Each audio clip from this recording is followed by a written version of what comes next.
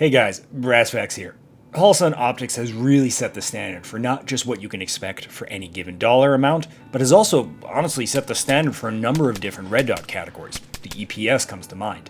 But despite all of this new fancy schmancy stuff, I think the flagship and the product I've always bought the most has been the 403/503 series, the straight red dot body design. I have one of my AK for 5,000 rounds, got one of my Flux for 4,000 rounds, and countless number of them that I keep buying for a review gun, then sell said gun, and then they're like, hey, can you include the optic? So I include the optic, and then I go buy another one. If Amazon is to be believed, I've bought 6 of these damn things. One thing that has been a bit peculiar to me, though, is how unchanged the 403 and 503 are. They were made at a time when the only way to compete was to make a clone of an aim point. And the 4.3 and 4.3R are just blatant ripoffs of the T1 and T2 form factor. It's not even kind of subtle. It's literally the, can I copy your homework? Sure, but make sure to change something meme. And then all Holosun changed was putting Made on China on the bottom. But recently, Holosun released the ARO, or Advanced Rifle Optic, as a replacement for the 4.3 series, and I instantly bought one from Primary Arms. So, let's see how it does. Speaking of how it does, if I sound like shit, I played way too much repo last night and may have gotten a little carried away with the drinking. Oh, God help me. It's a good thing we're so easily entertained. Got it.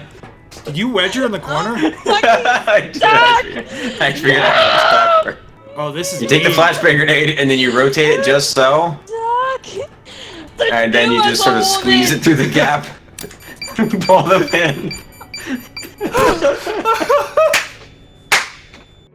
Right out of the get-go, the ARO comes out swinging, matching the price tag of the old 4.3s at around $200 MSRP, but Primary Arms is already selling these at crackhead pricings for $120. I got mine for $150.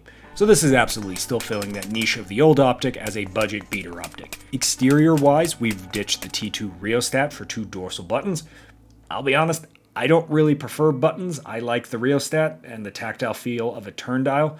And the loss of the rheostat, take a shot every time I say rheostat, means we're using the dreaded Holosun battery tray with its little itty-bitty screws. Holosun is so aware that no one likes these battery trays that they include a second one just in case you break the first one. So you're going to need what is essentially a specialized tool with the Holosun little doohickey thingy to swap batteries. I've been hoarding these things like a freaking dragon.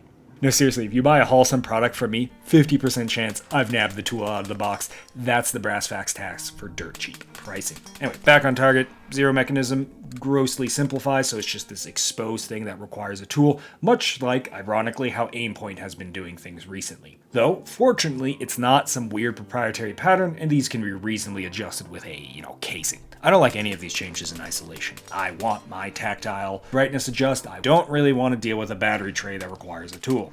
But in aggregate, it's good. The ARO is a much sleeker design, and more importantly, the sleeker design means there's far less protrusions. Not that that's a deal breaker by any means. The T2 is often considered one of the most durable optics of all time, but when a Holosun or T2 clone breaks, or T2 for that matter, it's because the zeroing turret or the battery housing collapsed into the body. Side by side, the ARO is also a notable step up in optical clarity, as the original had a slight blue tint. Not Aimpoint Duty T-Rex Arms blue, and not something you'll typically notice while shooting, but it is something you will notice with magnifier usage. Especially the lower end magnifiers, like say the Holosun magnifier that often gets sold with this thing. I did a lot of shooting with the ARO with a nicer magnifier like this Aimpoint one here, and it looks really nice. The dot didn't smear, it looked quite crisp, and is certainly at minimum a half step up over the 4.3, if not a noticeable step up. This also applies to night vision performance. I find this discussion, night vision performance that is becoming increasingly less relevant as budget tier optics are becoming functionally comparable to the top tier options. Let's pull a number right out of my asshole. 70 to 90% of scenarios, these budget optics are going to be just fine. And 1 out of 10 nights, 2 out of 10 nights, I don't know, your EOTech is going to give you just that little bit more that you need, but in practice, it's quite tight. If you want concrete comparisons, I would say this is notably better to the 4.3 comparable to an EPS or 509 TV2, and really, honestly, on par with most of the old standards, RMR, Acro, Pro, Duty, you name it. The only real thing that's going to make or break the situation is the fact that it only has 12 brightness settings, where 2 of them are the night vision settings. Though immediately to discredit that, like the EPS and 509, a lot of the lower daylight settings are actually usable in most night vision conditions. So yeah, this is a long section when it shouldn't be. All I'm really trying to say is for 150 bucks, this is pretty good night vision performance.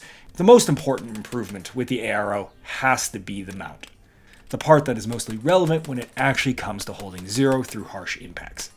The new design is a large departure from the sort of, brick style of the T2s to a, what would we call this, a pillar reptilia style mount.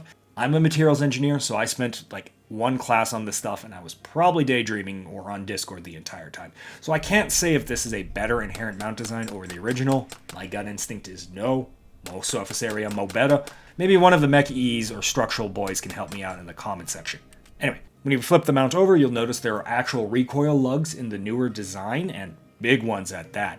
And you combine it with the large crossbolt that actually takes up basically the full trough of a 1913 section, which will obviously also help with transferring force without slippage. Of course, the way to quantify this is to drop test both of these things.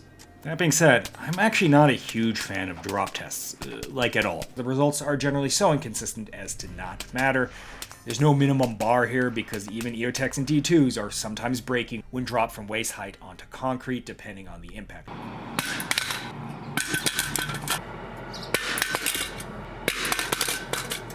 But to be a complete hypocrite, I drop tested these onto concrete, first from waist height, then from chest height, and I used a laser mounted onto a singular rail as a reference mark to see if it did or did not hold zero. And both of them happened to hold zero in this specific drop. An interesting sidebar here, check out the impact sights on the 403, right on the turret and then right on the battery. This is a good example of why if you are going to buy a 403, I recommend the 403R. It's the T2 style, not the T1 style, so it has shrouded protected turrets.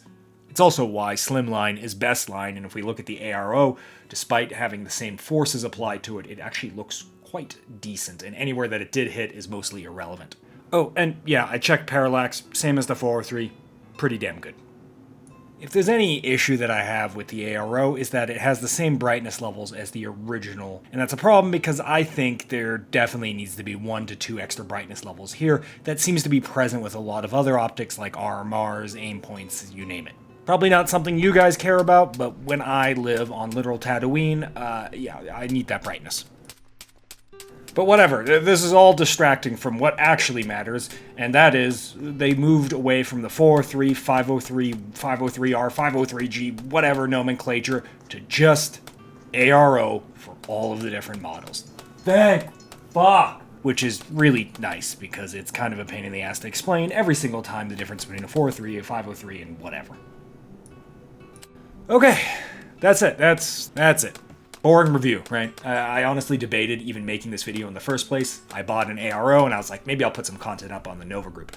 But the more I thought about it, the more I realized we loudly exclaim on the internet or elsewhere that the Aimpoint T2, the Romeo AT and EOTech, those are the gold standard we should compare everything to. Real talk for a second.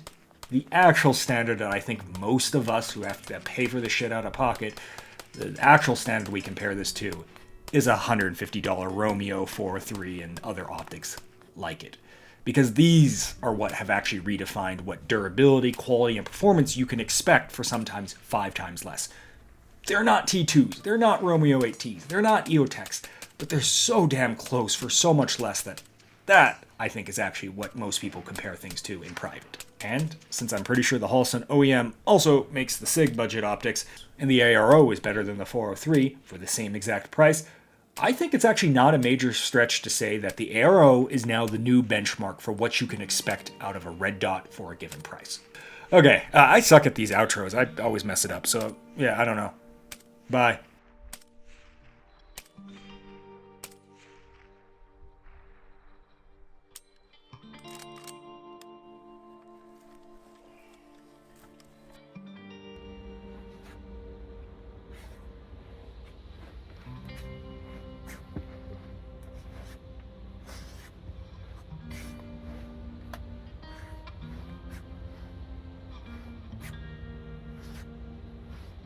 Nova, are you burying the snack?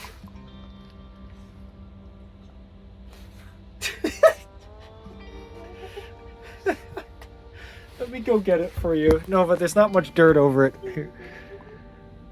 Where'd it go? There you go.